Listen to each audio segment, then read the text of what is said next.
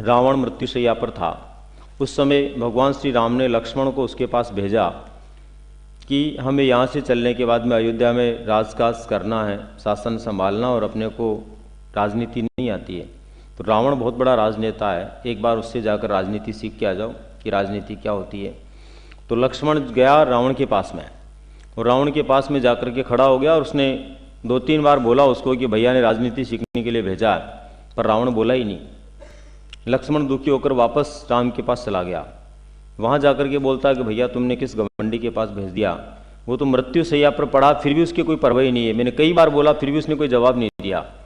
तो राम ने कहा कि भैया रावण की कोई गलती नहीं हो सकती, रावण बहुत बड़ा पंडित है, रावण गलती नहीं कर सकता, तुमने ही कोई गलती की होगी। अब लक्ष्मण को गुस्सा आ गया, क्या दुश्मन की बात मान रहे हैं, दुश्मन की बोल रहे हैं और मेरी नहीं बोल रहे, जबकि मैं गया हूँ, मैंने बात की है।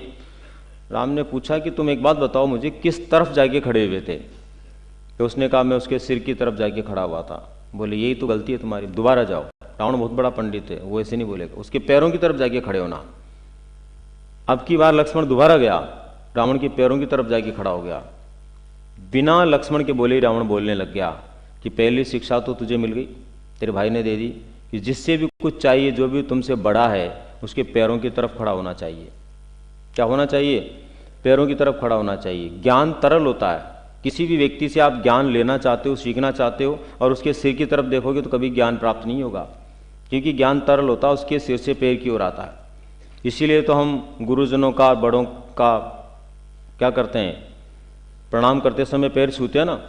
पैर छूने में भी हम ना कई तरह की स्टाइल अपनाते हैं। आजकल तो इतना ही हो गया, थोड़ा सा सिर झुकाने में लगता है कि पैर छू लिए साहब, कुछ अपने खुद के यहीं छू के बोल देते हैं प्रणाम साहब। ये गड़बड़ मामला, इससे कुछ ही ज्ञान आने वाला नहीं है। ज्ञान तो करंट की तरह आता है, जब तक अर्थ नहीं बनेगा तब तक कैसे आएगा बताओ? अर्थ बनना जरूरी है, सामने वाले के पैरों के टच होना जरूरी है, तभी जाकर के उसका ज्ञान तुम्हारे अंदर आएगा, करंट की तरह वो घुसेगा, वरना करंट ही नहीं आएगा तुम्हारे अंदर।